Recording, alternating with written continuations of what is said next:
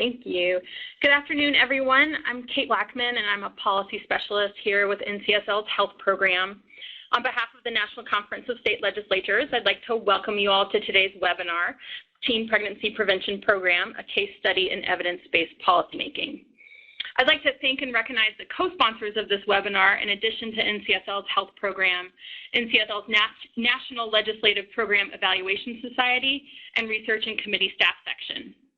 I'd also like to thank the National Campaign to Prevent Teen and Unplanned Pregnancy for their support of this webinar. And before we go any further, I'd like to share a few housekeeping notes. First, the presentation can be downloaded at any time during the presentation. Simply click on the Media Library icon, which is located in the upper right-hand corner. It looks like a yellow piece of paper with a blue bar graph in front of it. This webinar will also be recorded and will be archived within 1 week. You can go to ncsl.org/webinars to access all of our webinar archives. And you can ask a question by entering it in the box located on the lower left-hand side of the screen. Please note you can ask a question at any time, and we'll pose them to our speakers during the Q&A portion at the end of the webinar. We've left plenty of time for Q&A, so we encourage you to ask questions. Before we get started with today's panel, I would like to remind participants that NCSL is a bipartisan organization of state legislatures. NCSL advocates for the interests of states and provides policymakers the opportunity to exchange ideas. This webinar is a platform for information exchange. We encourage a robust Q&A at the conclusion of the presentation and remind listeners that opinions expressed on today's webinar do not represent NCSL's policy positions. We're glad to have you here today to learn about evidence-based policymaking in teen pregnancy prevention. Our intent is to provide this opportunity for state legislators, legislative staff, and others interested in evidence-based policymaking to learn more about the federal teen pregnancy prevention program and to discuss ways that it could inform state-level efforts.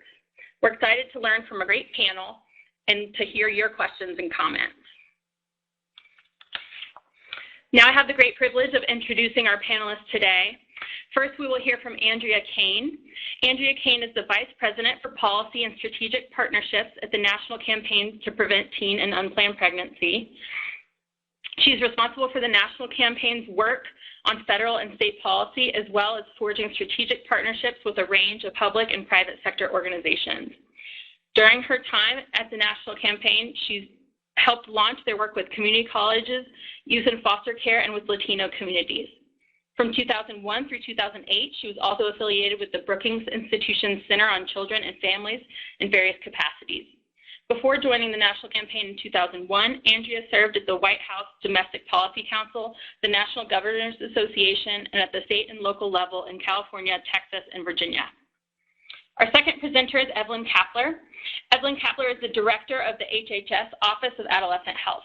Under her leadership, the newly funded OAH was established in 2010 and today oversees several grantee programs, including the Evidence-Based Teen Pregnancy Prevention Program, which we'll learn about today, the Pregnancy Assistance Fund, and the Adolescent HIV/AIDS Prevention National Resource Center. OAH also leads the recently launched Adolescent Health Think, Act, Grow, or TAG, a national call to action for adolescent health. Previously, Ms. Kapler served as the acting director of the HHS Office of Population Affairs. Finally, we will hear from Charles Salee. Charles Salee is the deputy director of the Legislative Finance Committee in New Mexico. He's worked for the Legislative Finance Committee for 10 years, conducting and overseeing program evaluations of state agencies, higher education, and public schools. He also conducted evaluations for the Texas legislature at the Sunset Commission. Some of his work has led to major policy changes or cost savings in the areas of Medicaid, higher education, adult and juvenile corrections, public schools, and workers' compensation. He also has experience providing direct human services, including to people with disabilities and abused children. And with that, now I'd like to turn it over to Andrea. Thank you, Kate, and thanks to everyone at NCSL for hosting us and bringing together what I'm sure is a wonderful group of participants. We only wish that we could see you. So I'm going to be setting the stage, and I'll just start by telling you a little bit about the National Campaign. We're a nonprofit, nonpartisan organization celebrating our 20th year.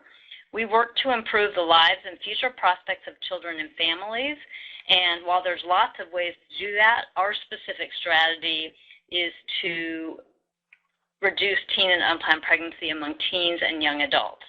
The reason we do that is that teen and unplanned pregnancy are directly connected to other important social issues that I'm sure many people on the call are interested in, including educational and economic opportunity, maternal and infant health, strong families, strong communities, and more. The national campaign has been committed to research, evaluation, and evidence from the beginning. We were sort of evidence-based policy wonks before that even became cool, so we're really excited about the topic of today's webinar. We work with a variety of partners, including policymakers, like many of you, media, the health, education, and human service sectors, and many others. We're particularly pleased to partner with NCSL and Office of Adolescent Health on this webinar today. So today you're going to hear about the Teen Pregnancy Prevention Program, which we will abbreviate to TPP, which is administered by the Office of Adolescent Health. What I want to do before turning it over to Evelyn, who will go deeper into the program, is to put that particular program in a broader context, both historically and in terms of federal funding. As a number of experts have pointed out, the TPP program is a pioneering example of evidence-based policymaking. It is making an important contribution to building a body of evidence by using high-quality implementation, evaluation, innovation, and continuous learning from results. It's one of the very few government programs, at least federal government programs, that both uses evidence as a criteria for funding decisions and continues to rigorously evaluate its efforts and results. TPP has really important lessons for the field of teen pregnancy prevention broadly, which of course in turn contributes to improving young people's education, economic, and health outcomes, the strength of our state and national workforces, and of course reducing taxpayer costs as well. But beyond the field of teen pregnancy prevention, I think what you'll hear today is that TPP also has really important lessons for the broader endeavor of evidence-based policy making that I know many of your states are interested in and working on as we speak. So just to set the stage, let's take a look at how things are going when it comes to teen pregnancies and birth. Overall, as this chart shows, the teen birth rate has declined a dramatic 64% over the past 2 decades, and the teen pregnancy rate has followed a similar positive trend. This progress has occurred in all states and among all ethnic and racial groups. And what's perhaps even more stunning is that the rate of progress has actually accelerated, which may be surprising to many people. Often on a difficult issue, you see progress plateau over time, and that has not happened here. As you can see on the slide, since 2010, the teen birth rate has dropped 35%, which is double the rate of progress in any prior 5-year period. You might ask what happened in 2010. And that is when the federal investments in evidence-based programs began, both TPP and another program called the Personal Responsibility Education Program, or PREP. Now, while there are many factors that affect teen pregnancy and birth trends, and we certainly wouldn't want to attribute all of the progress to those 2 programs, it is certainly reasonable to conclude that these programs contributed significantly to the accelerating progress, which is one reason it's so important to build on and sustain these efforts. In addition, we believe that these grant programs have contributed to a culture of evidence around the country that reaches even beyond the youth they serve directly. All of that good news notwithstanding, there's still a lot of work to do. It's still the case that roughly 1 in 4 girls in the U.S. become pregnant at least once by age 20, which equates to more than 560,000 teen pregnancies a year, so over 500,000 teen pregnancies a year around the nation. And this country still has much higher teen pregnancy rates than our trading partners and competitors. We also still have large disparities by geography, as this map shows quite vividly, as well as by ethnic and racial group and by age. And as some great products that NCSL has put out, teen pregnancy among older teens remains much higher than among their younger peers. We also know that youth in foster care have much higher rates than their peers. So still lots of work to do. So as those of you working on evidence-based policymaking understand, it takes time and patience to build evidence about what works in any field, and certainly this field of teen pregnancy is no exception, and it has come a long way. Just to kind of put it in terms of our organizational history, when we first started, we commissioned one of the first evidence reviews of what works to prevent teen pregnancy and learned, unfortunately, that most studies assessing the impact of programs to reduce teen sexual risk-taking failed either to measure results at all or to find sustained long-term impacts. When we updated that review in 2001, the good news was that there were several rigorous studies of programs, about 8, that showed positive behavioral impacts. By 2007, when that study was, or that review was updated again, the quantity and quality of evaluation research had grown quite dramatically, and the number of programs with strong evidence of impact on behavior had actually grown by about 50% to around 15. The challenge was that communities now and states had programs to choose from, but they didn't have much funding to implement those programs. In 2010, when the first federal funding became dedicated to evidence-based teen pregnancy prevention, the Department of Health and Human Services, the Federal Department of Health and Human Services, undertook for the first time a comprehensive, systematic review of the research literature on teen pregnancy prevention programs and the evidence of programs that had positive effects on behavioral outcomes. And they followed some criteria that were actually set out in federal statute.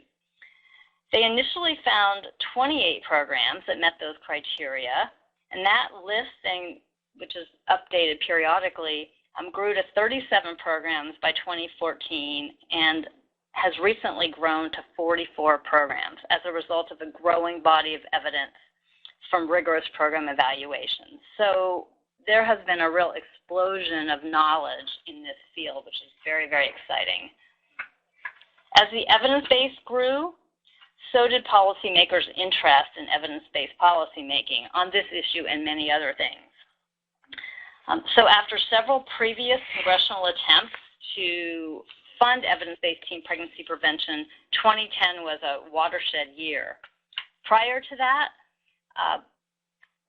dedicated federal funding for teen pregnancy prevention, which was about $160 million by 2008, lacked any evidence criteria or requirement and was focused exclusively on abstinence education. In 2010, 2 federal funding streams for evidence-based programs were established.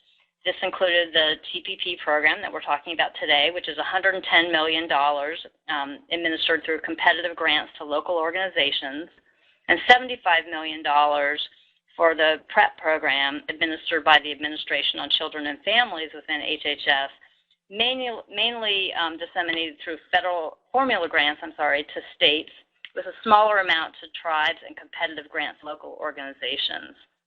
Congress also appropriated about $4.5 million specifically for evaluation of these programs, although some of the program funding is also used for evaluation. As the chart that you see shows, this meant that about 80% of the $240 million in dedicated funding for teen pregnancy prevention programs was for evidence-based approaches, a dramatic step forward in evidence-based policy making. This was part of a larger shift towards evidence-based policy making that experts like Ron Haskins at the Brookings Institution and others have written about. And as many of you probably know, there were also a number of other federally funded evidence-based programs established around this time, such as home visiting and Social Innovation Fund. Like some of those, TPP and PrEP have a tiered evidence structure, with most of the funding going to things that have already been proven at least once to be effective, but with a smaller portion of the funding reserved for continual innovation, research, evaluation, and testing.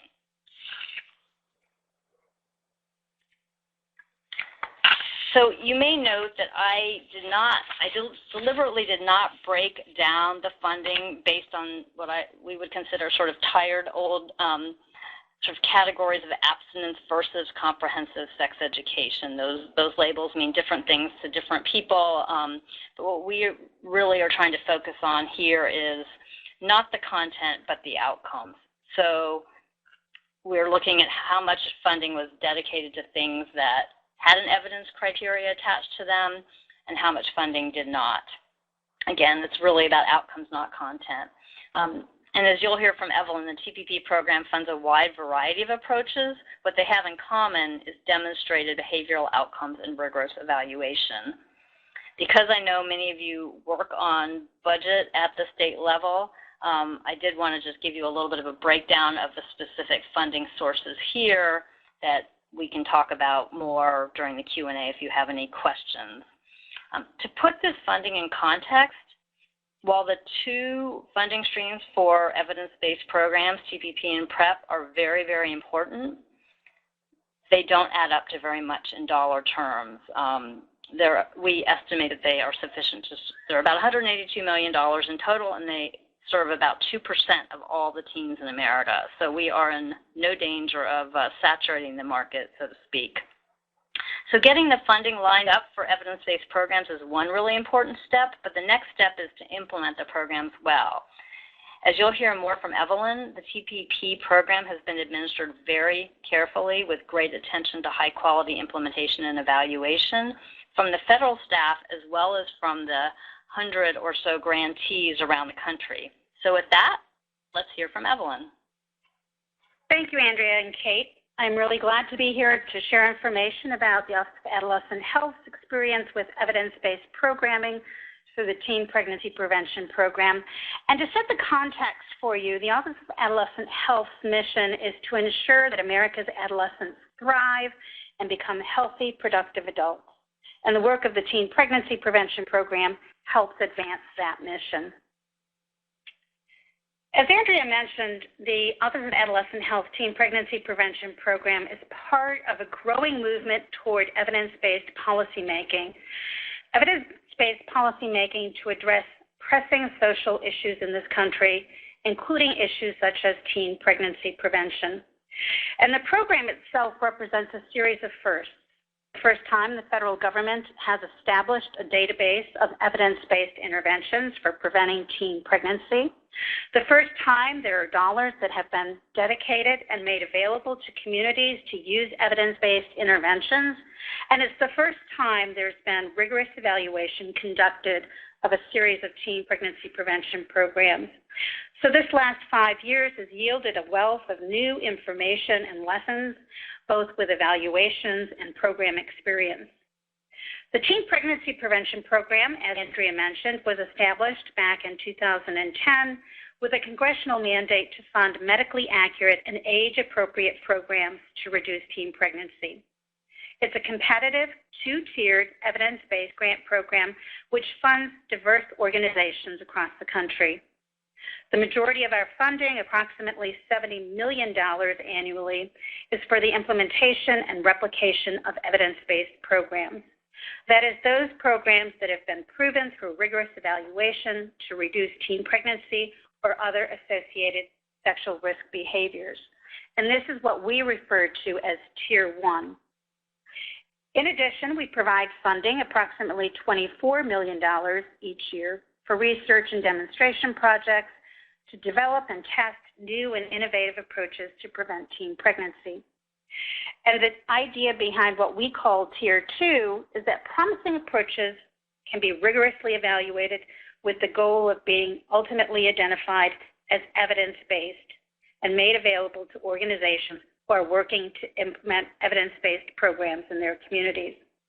A smaller amount of our funding is available for program support activities, which include our staffing, overhead, as well as support for training and technical assistance, medical accuracy, and performance measures. The Teen Pregnancy Prevention Program was created to use evidence-based approaches to help communities reduce teen pregnancy and to build a body of effective programs. So it's really important to note the diversity of the teen pregnancy prevention evidence base and the broad range of programs implemented through the OAH TPP program. This slide shows the number of various programs implemented by our TPP grantees. While we require Tier 1 grantees to implement evidence-based programs, the decision about which evidence-based program to implement is made at the community level. And this slide shows the range of program types implemented by our grantees, including sex education, youth development, abstinence education, clinic-based, relationship education, and programs designed for special populations, including expectant and parenting teens and youth in juvenile detention. As Andrea described, the disparities that exist in teen pregnancy in the United States are great. And to address disparities and maximize impact, the Teen Pregnancy Prevention Program focuses on reaching communities across the country with the highest rates of teen pregnancy and teen birth rates, as well as our most vulnerable youth at greatest risk for experiencing a teen pregnancy, including youth who are already parents, youth in foster care, youth in juvenile detention, and LGBTQ youth. Over the last 5 years, the Office of Adolescent Health has funded 102 organizations, including states, nonprofit organizations, school districts, and community-based organizations, which have reached 500,000 youth in 39 states and the District of Columbia. In July of 2015, a second group of 84 organizations was funded, and we anticipate that we will more than double our previous reach by serving 1.2 million youth in 39 states and the Marshall Islands over the next 5 years. So from the beginning of this program through 2020, our grantees are estimated to reach 1.7 million youth across the country. Our interventions through the Teen Pregnancy Prevention Program are really making a difference. We've had an impact as we've been doing this work across the country this last 5 years. As I mentioned in the last slide, our grantees reached 500,000 youth across the country. The majority of those youth were ages 14 and younger, 37% were Latino, 30% were Black, and 23% were white. Additionally, our grantees have trained over 6,100 new facilitators and established more than 3,800 community partnerships. They've also been working to disseminate their results and successes to contribute to a culture of learning. Collectively, our grantees have published 66 manuscripts and delivered close to 1,300 presentations. And as part of this learning culture, we want communities to have as much information as possible about what is most effective, when, where, and with whom to help them make the biggest impact on teen pregnancy prevention. To assist our grantees with having the information they need to be successful with implementing evidence-based interventions, we collect performance measures from all of our grantees to assess the program's progress in achieving goals. And the grantees also have that data to use and assess and improve their own program operations. Fidelity and quality data are collected through independent observations of at least 10% of all implemented sessions. And what we found is that grantees did an exceptional job at implementing their programs with fidelity and quality and ensuring high rates of youth attendance. As you can see on the slide, 95% of all sessions were implemented as intended, 92% with high quality, and on average, youth attended 86% of all sessions. We've also invested significantly in rigorous evaluations so we can continue to build and expand the evidence that exists to the benefit of both our grantees and to others who are working on teen pregnancy prevention. As Andrea mentioned, the federal government began conducting a comprehensive systematic review of research literature on teen pregnancy prevention programs back in 2010. Over time, the teen pregnancy prevention evidence base has grown to more than 40 different programs. And OAH has been a notable contributor to the literature included in the HHS Teen Pregnancy Prevention Evidence Review. With our first cohort of grantees, we implemented a multi-pronged evaluation strategy, which included 41 rigorous independent evaluations. 90% of which were randomized controlled trials. Of those evaluations, 19 were in Tier 1 on the implementation of 10 different evidence-based programs in new settings with new populations, and 22 were in Tier 2 on the implementation of new and innovative approaches. For both tiers, we utilized a mix of evaluations conducted either through contracts from the Office of Adolescent Health and managed by us, or through grantee-led evaluations with third-party evaluators. The grantee-led evaluations also participated in evaluation training and technical assistance that was provided by the Office of Adolescent Health to ensure high quality that would meet the high standards of the HHS TPP evidence review. All of the evaluations are required to collect standardized set of outcome measures that met the standards of the evidence review. And the three primary measures of behavior collected were sexual activity, condom and contraceptive use, and pregnancy and births. So what did we learn from our evaluations these past 5 years? We found that many programs had impacts on teens' knowledge, attitudes, and behavioral intentions. We also found evidence of effectiveness in changing behavior. We learned that 4 existing evidence-based programs were effective in changing behavior when tested in new settings or with new populations, and that 8 new innovative programs were also effective in changing behavior. All of these rigorous evaluations are building a body of evidence for teen pregnancy prevention.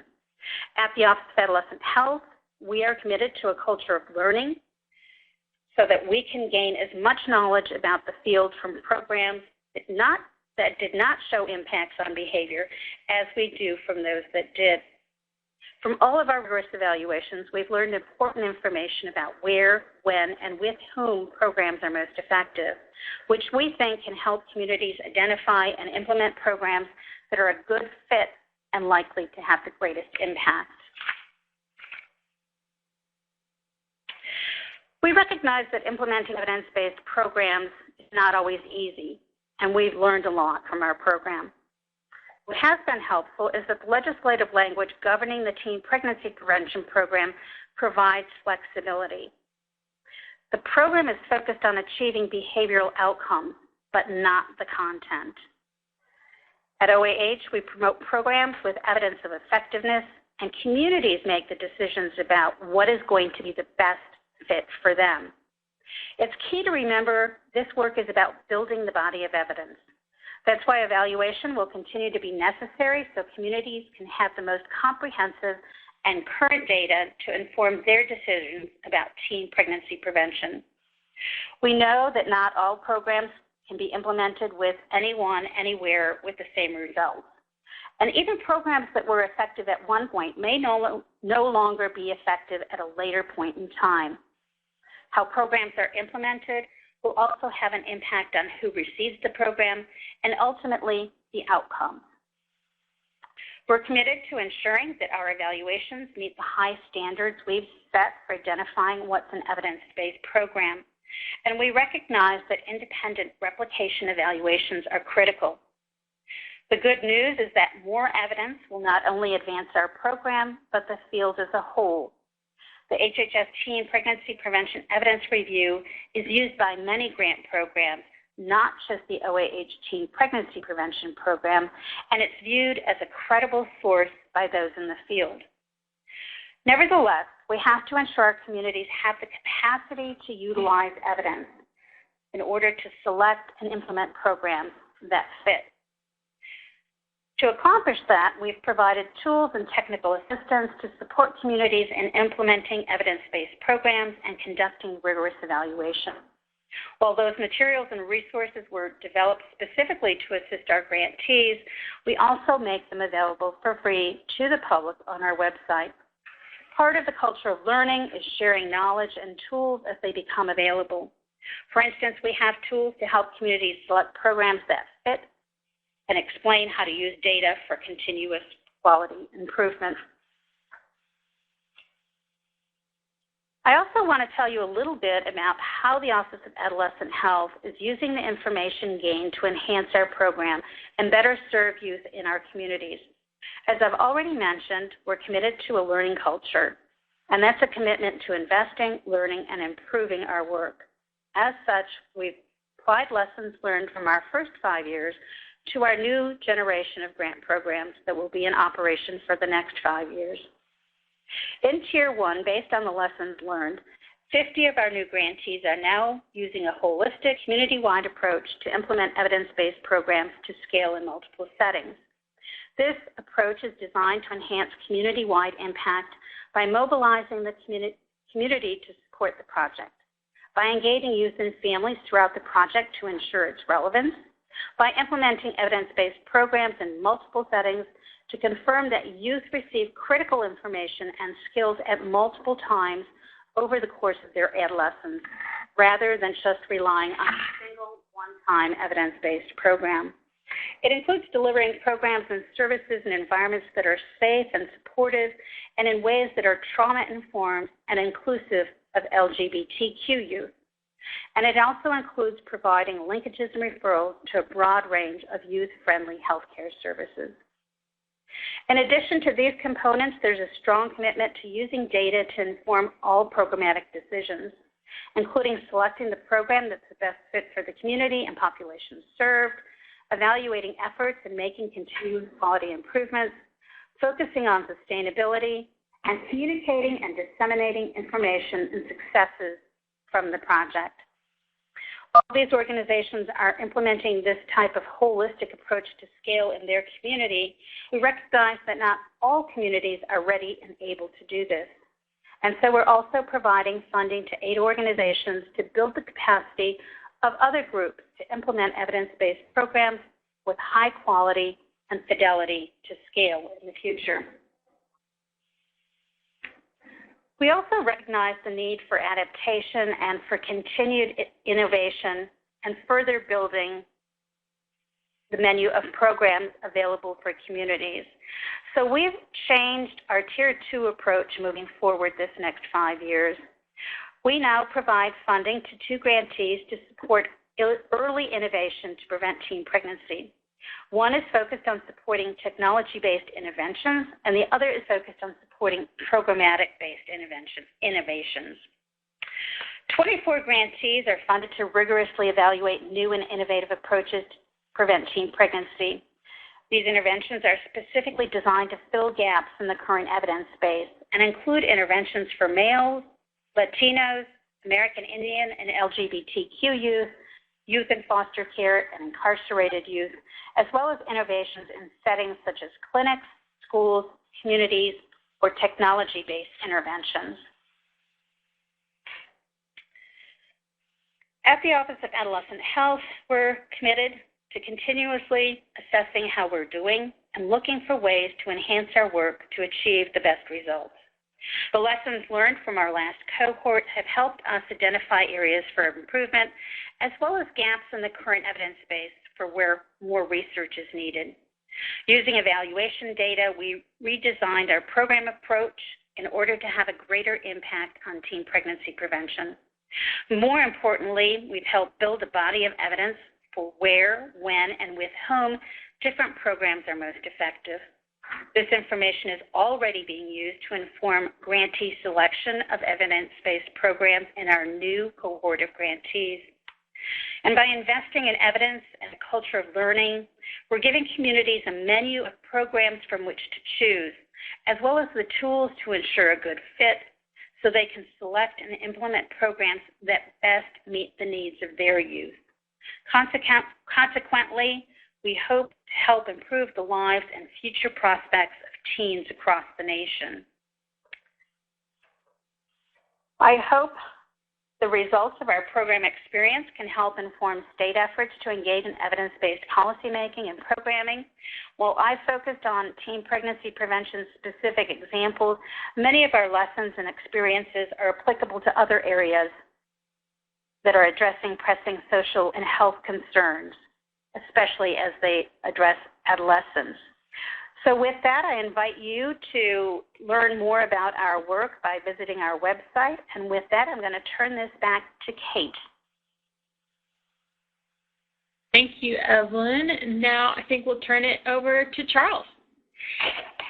Thank you, and thanks to NCSL for having me talk about both of these important topics. One, teen pregnancy prevention, but also the evidence-based policy framework that I'm going to talk about in a minute as well. I deal in a lot of data, research, policy work, evaluation, but I also try to not lose sight in this particular instance of the young women that these interventions are trying to reach, and keeping in mind the kind of support that young women who end up delaying childbirth will still need to have good outcomes for their own health as well as their child, and then also the kinds of interventions that may be necessary going forward to support young women who have had a child and really needing to support their efforts to have a strong family and good outcomes for their kids. So with that, I'd like to talk about a framework that we're trying to use in New Mexico as staff to help support our Legislative Finance Committee make decisions. TPP is a really great example of what executive agencies can do to implement evidence-based policy. Many of your state agencies are given a lot of flexibility to be able to do very similar things. I'm going to talk about using evidence in the legislative environment to help legislators make decisions.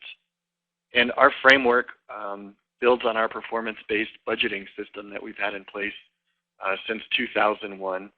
And we use a series of steps to help inform decision-making and monitor whether we're getting the results that we need at the end of the day. I would say that New Mexico Legislative Finance Committee is working with the Pew MacArthur Results First initiative, which is great because it takes all the best research about what works, things that we talked about today, as well as with other areas of government interventions, and compiles all that research for us, so I don't have to allocate staff time to go out and do literature reviews about what works. It's already there and updated, and then we can spend our time devoted towards performance monitoring, doing cost-benefit analysis, and the like. So the Legislative Finance Committee is a permanent interim committee made up of members from the House and Senate.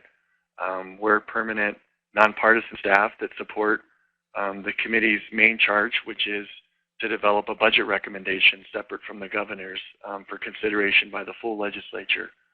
We also house a program evaluation unit that goes out and does the in-depth accountability work on what works, and our team of budget analysts, in addition to developing budget recommendations, also conduct quite a bit of policy analysis and performance monitoring.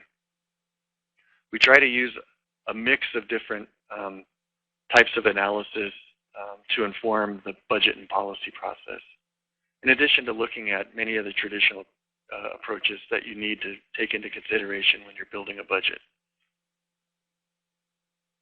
The first step is to use performance data to highlight areas that need oversight or different attention. And then as you're doing that, to identify priority areas. So for example, third grade reading levels in New Mexico are not where we want them to be. Child maltreatment, health, recidivism. Using this type of performance information to flag whether we're getting the kind of outcomes we want or not really helps with all the different things coming out legislatures to pay attention to, prioritize the things that need attention, and then we start to look at what to do about it.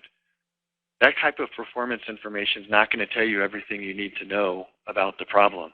There's going to need to be a lot more analysis that our office, as well as other offices similar to ours, will need to do to really help define the problem. So in the case of teen pregnancy, New Mexico has one of the highest rates in the country and has for a long time, even though we've got a pretty steep decline that the rest of the country has been seeing. We experience many of the same things that you see in the national data of many of our teen births are to young women age 18 or 19, which changes the dynamic for you need to know that kind of information to help target your interventions ultimately. The other thing is that when we're talking about rates or percentages or other things, it's also important to be able to break down the scale of the problem. So in New Mexico, we have about 2,500 births to teens in 2014. And where you look at where those births are, when I get to the next slide, you can see that problems become much more manageable when you can start to break down the data and see how to move forward. We've developed, over the years, agency report cards that report, each large agency reports quarterly to the Legislative Finance Committee on a key set of performance metrics that were decided as part of the budget process. Many of those measures are part of the actual budget itself. And then staff put that information into report cards. So you have that kind of surveillance data in front of legislators on a regular basis on things are working well in terms of kids who are participating in our pre-kindergarten program, moving towards kindergarten readiness.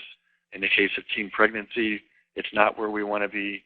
And then you can start to use that information to dig into understanding it at a deeper level.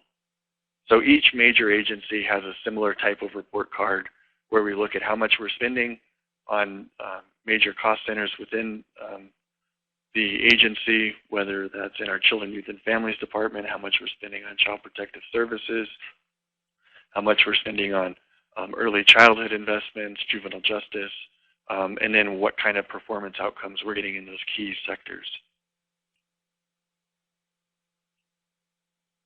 Using data that you can disaggregate can be really powerful. In this particular case, when we were doing an evaluation on teen pregnancy, we wanted to know where are young women experiencing teen births geographically, and taking a look at high-risk, high-need areas of the state. That's really important because we're not going to be able to afford to scale interventions to the entire state in the near term. So if we're going to have success, we may want to start where problems could be the greatest. And if we only looked at the rates, we would see in the far lower right-hand side that Luna County, as you saw in the previous national maps, has one of the highest rates in the country, and obviously in our state as well.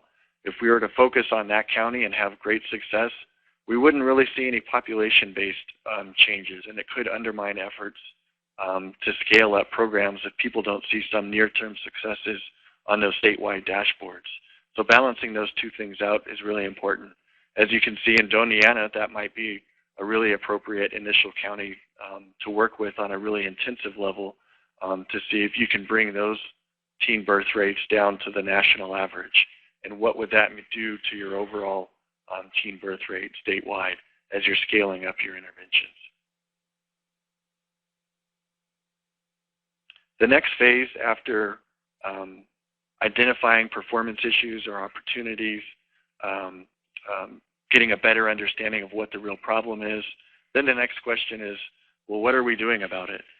How are we spending our resources now to tackle that particular problem? Are we spending it on what works?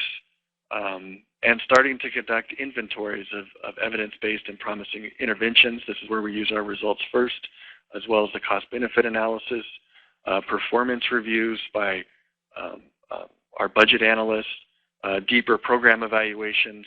Legislators have a lot of different staff tools that can go in and dig into these particular issues and bring back information about how we're spending our money and whether we're spending it on what works and getting the kind of results that we need, or do we need to shift our efforts, like you saw in the TPP program over the last decade and a half, shifting from not using evidence to make decisions to using evidence and getting good results where they're spending their money.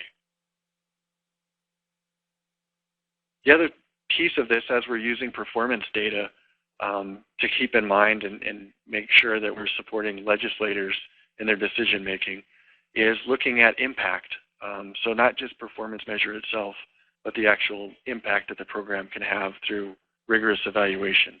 This is a hypothetical intervention, and you can see that client groups, I'll label them A, B, and C here, 63% have good outcomes from this particular intervention.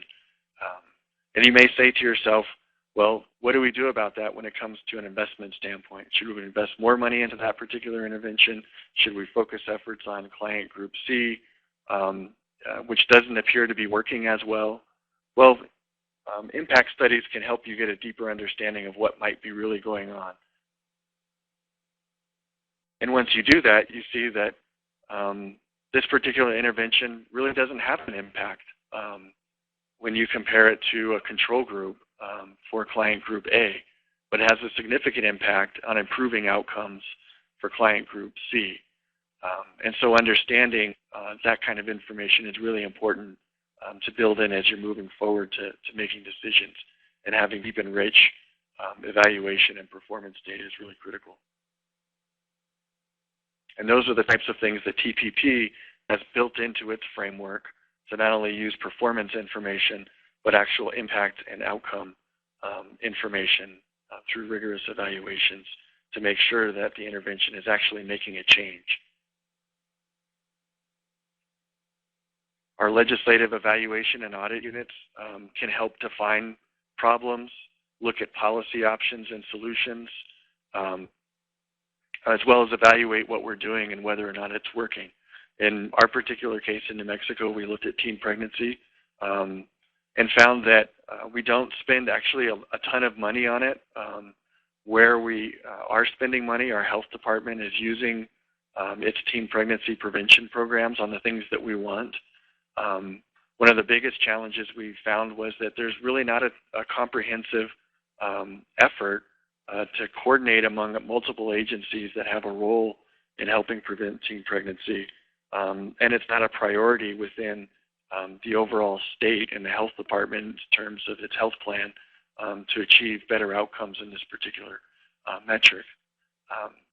So for example, one of the interesting things that we found was that we've got very high standards when it comes to our educational system around preventing teen pregnancy and reducing risky behaviors. But when we surveyed schools and teachers, only about half were implementing these standards. So you can have a good policy, but if it's not being practiced or it's not being practiced effectively, it's not going to work as well as you'd like. Again, TPP provides a really good example of a framework for federal policies requiring the use of evidence-based interventions. Once we get down to how do we apply that kind of concept at the state level and looking in, say, our child protective services arena to say how are we spending our state resources on what works, that can prove really difficult in many examples. We don't budget around interventions that particular way in many cases. Agencies don't always know what they're spending all of their money on, as surprising as that may seem. And this was no different. You know, you can, in the case of our public health division, they have a lot of different activities, a lot of different grants, a lot of different flexible state general funds, and tying that to specific interventions that they may have been funding was a real challenge to try to parse out.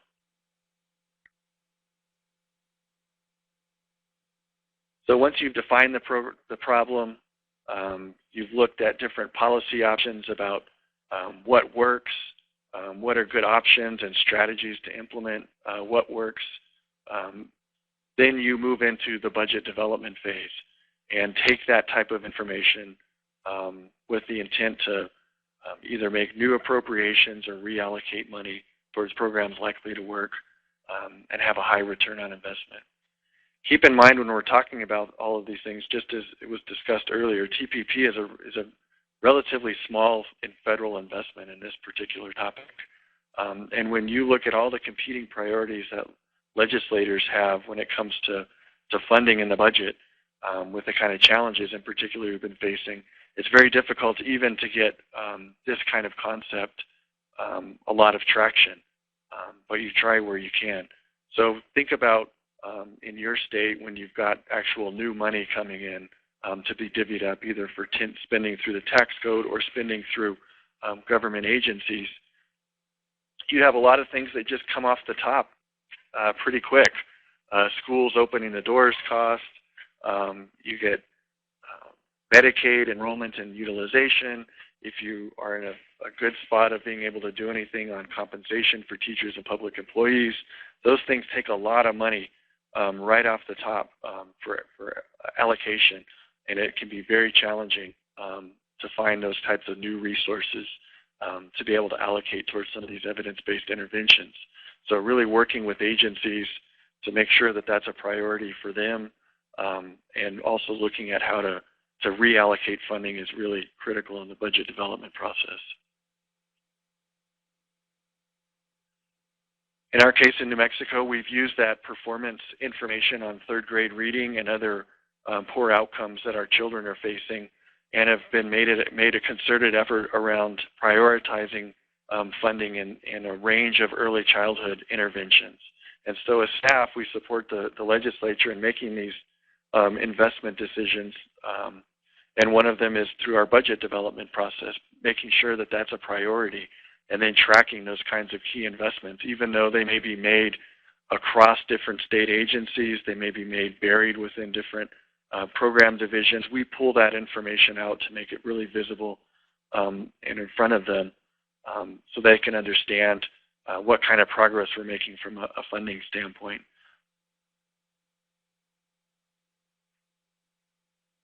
We've built in cost-benefit analysis about certain interventions within those suite of funding buckets to say you can fund things that, yes, they're prevention-oriented, and that's hard to compete with when you're talking about, the need for funding prisons and other kinds of things, but that the benefits over the long term will far outweigh those initial investments that the state may be making. So now that the legislature's decided to make funding decisions using this evidence, they've prioritized an investment in many evidence-based early childhood programs. The challenge is still there because we want to make sure that those programs are implemented well and that they're actually working, and that we've got a feedback loop to tell us whether or not we're making progress towards our overall goals. So we use those performance report cards and other tools to monitor program implementation and near-term outcomes. And this is something that I think is really important for the evidence-based movement to develop, is interim types of performance metrics that states can use in a common way to track near-term progress. So if we have a better idea of whether or not we're moving in the right direction. And as been discussed earlier, the best programs will not work if they're poorly implemented. And we found numerous examples of that. So really trying to stress that with the legislature to make sure that as they move into their oversight roles during the interims after they've made their appropriations decisions, monitoring these are really important. You can also use program evaluations to go out to see if you're getting the kind of outcomes that the research said you should be getting. So if the state's making an investment in a teen pregnancy prevention program, we can look to the federal government to see if it's done outcome monitoring, or we can go in and do those types of things. The same thing with our other early childhood programs or any other types of interventions. In the case of early childhood, we have a regular report card that we're putting together to see if our interventions are having an impact. Our kids who participated in pre-K doing better as a result of participating in that, and what's their performance look like. With that, I'd like to thank again NCSL and our other participants for having me, and look forward to answering any questions folks may have. Thank you, Charles, and thank you to all the panelists for the great presentation.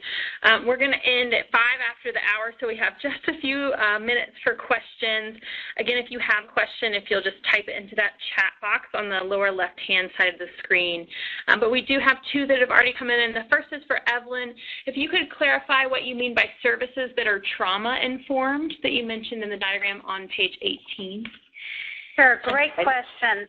We want our grantees who are working with young people to be sensitive to and aware of the fact that some of the youth that they're serving may have experienced previous trauma, And to assist them in working with youth and to be trauma-informed and aware, we've developed materials and resources for our grantees that include things like definitions, and all of that's available on our website. So I would encourage folks to take a look and see the kinds of materials that we've made available to assist our grantees in being trauma-informed.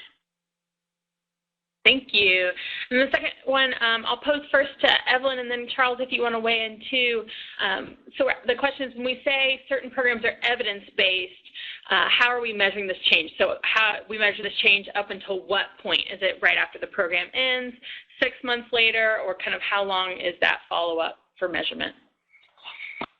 Hi, this is Evelyn. I'll take the question first. In our evaluations, we measure data at 3 points. The first is at baseline, and then we have a short and long-term follow-on, and it depends on the intervention that's being implemented and the enrollment into that intervention. So the short-term or the intermediate outcome might be, immediately after the delivery of the program, up to about 9 months, and the long-term is usually 12 months and out from there. Thank you. Charles, do you want to weigh in on that at all? We look at, when we talk about evidence-based, we tend to use the definitions that many of the clearinghouses use, basically your most rigorous research about what works. They've had, multiple randomized control trials that have produced, positive outcomes and a positive return on investment. And I would like to follow up, on some of my comments in terms of closing the feedback loop after you do evaluations or have performance information. Reporting progress back to the legislature is really important. So in the case of our health department, they've made this teen pregnancy prevention and goals around it one of their central core responsibilities now that they're focused on. So this summer we'll be conducting a progress report to come back. We've issued this program evaluation. What kinds of efforts has the department been made to implement those recommendations, and then where are we at moving forward? And we make that information available to the committee as it's making its budget recommendation decisions to help prioritize. So if the health department needs additional resources to invest in evidence-based interventions in certain communities because we think that's going to make a long-term impact on our overall rates, they have that information and know the kind of progress that the health department's been making. And this is Evelyn. That's a great point, Charles.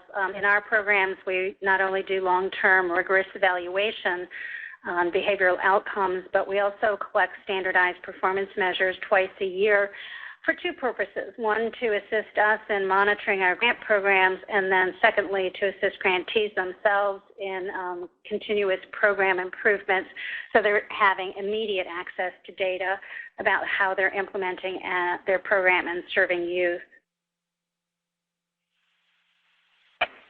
Great. Thank you all so much. So I'm not seeing any more questions at this time. My contact information is here, and I think our presenters have graciously shared theirs as well. So if you have any follow-up questions, please feel free to reach out. I want to thank our speakers again and all of you for participating in today's webinar. When you log off, you should be redirected to a brief that NCSL has done on this topic if there are others that you want to share that with. And we'll also be following up with a survey via email next week. So if you don't mind responding to that, we really appreciate your feedback and seek to improve, to evaluate our own efforts to improve. So thank you all again for being here and for your participation. Thank you.